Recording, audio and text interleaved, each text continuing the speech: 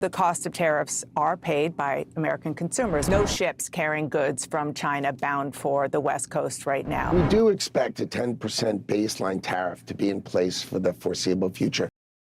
Trump's Commerce Secretary Howard Lutnick joined CNN to talk Trump's tariff and trade policy to the extent, it's an actual policy that exists and amidst the chaos it's causing. So if you can, first take a moment, leave us a like. It helps us out a ton. It's free and we really appreciate it. And let's otherwise get right into the video. As the Secretary of Commerce, I do want to ask about the fact that there are no ships carrying goods from China bound for the West Coast right now. President Trump said earlier this week that drops in imports is actually a good thing because it's going to affect people's wallets and jobs. Well, he said it's a good thing because it shows that the imports that the tariffs are working, but in reality, it's going to affect people's wallets and jobs. Truck drivers, port workers, American consumers. So my question for you is, how is that a good thing?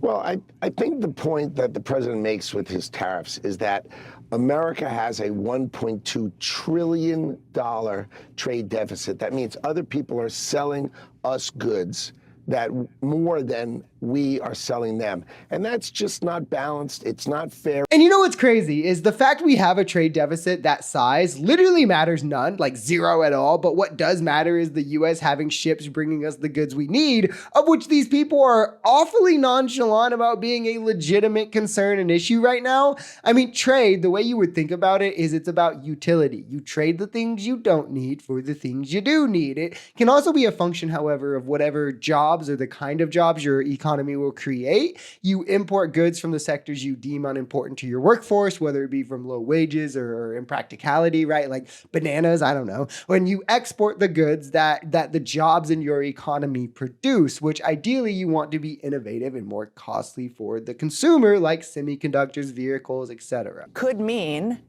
tell me if this is wrong, that a lot of the goods that Americans are used to either buying or, getting easily will either be more expensive or hard to get. We're talking about beach chairs, swimsuits, picnic supplies, fireworks.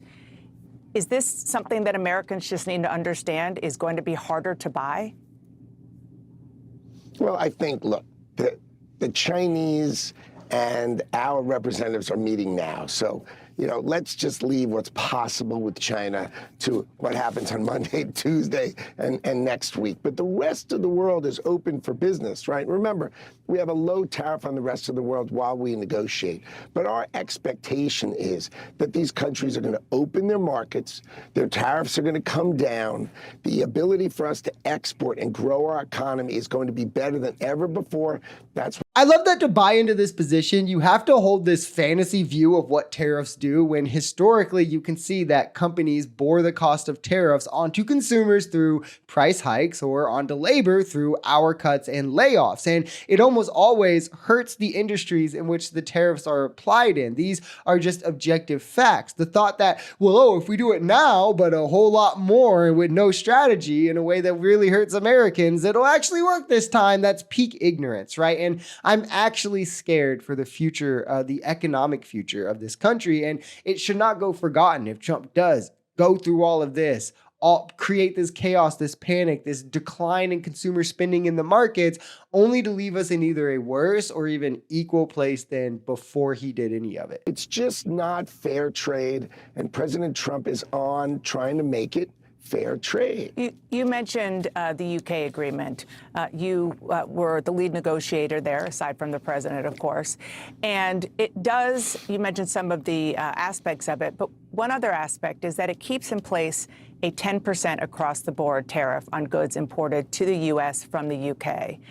As you know, the cost of tariffs are paid by American consumers. We've been talking about this. So should Americans be prepared? I disagree with that, Well, okay, but most economists, I would say, disagree with you on that, and we have seen it being passed off time and time again to the American consumer. But regardless of that, just on the policy, this is what I want to ask you about.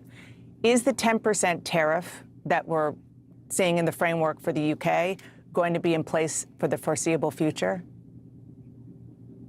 So we do expect a 10% baseline tariff to be in place for the foreseeable future. I love how normalized it is to just go against established logic or academic thought as like a nobody nowadays with the Trump administration. Like, this man can just confidently look at one of the more studied mechanisms of the economy and be like, nah, I disagree with the economic consensus, as our commerce secretary, nonetheless, right? Like, this is 5-alarm fire type stuff. And I love that she gets the concession out of him that we will be keeping at least a base 10% tariff on all countries, meaning 10% more costs will permanently be borne onto our consumers, and a regressive tax that affects the poorest people in this country the most, while the wealthy corporation, they skirt free of paying it because it's getting passed on to the consumer. And you can't make this up.